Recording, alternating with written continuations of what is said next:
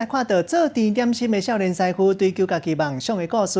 今年29岁，徐万婷拄开始是读财经科系，去英国读硕士，做事差不多2年了后，感觉无啥兴趣，决定去法国学做甜点心。学了功夫，公营倒转来开店创业，甲厝内卖土豆糖，参创意变做法国式的甜点心。无想到稍有真手气的情形，一寡市中的老主顾客拢来交关。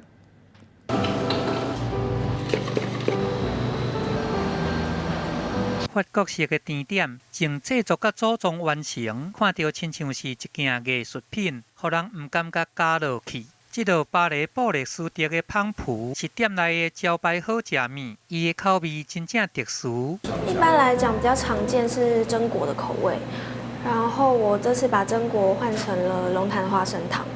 对，它的里面内馅。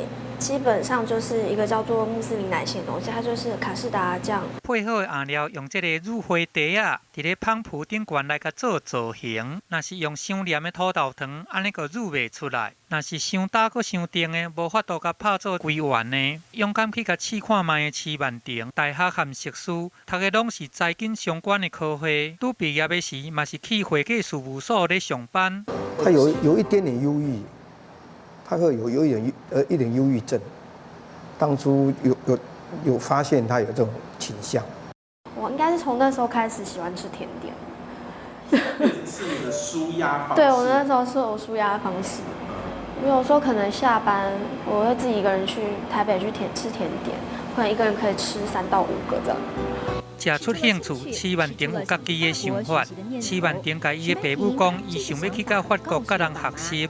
要去甜点店学，但是其实他们要的人都是要有经验的，所以我就先从外场开始。我有在台北甜点店外场打过工，想说就先大概观察一下生态怎么样。然后为了出国，我有先学法文，学了几个月。这间甜料店伫2019年的年初才开始来营业，即摆已经累积真侪市中的顾客。 生意嘛愈做愈知啊！老母是负责伫咧外场咧接人客，也那徐万婷大部分的时间拢是伫咧内场串料。因为早上要忙到下午嘛，所以其实我也很少可以出来，就是会比较少人可以跟我讲话。然后，餐饮业应该大家都知道，就是休假的时间会跟大家比较不一样，所以其实我们休1、2嘛。 那休息的时候，其实大家也都在上班。看到那真严的万婷，其实伫咧内心嘛有真柔软的一面。这份感情包含这个身份的转变，也有对父母的感谢。我就觉得这间店如果少了他们，就感觉不一样，就没有家的感觉。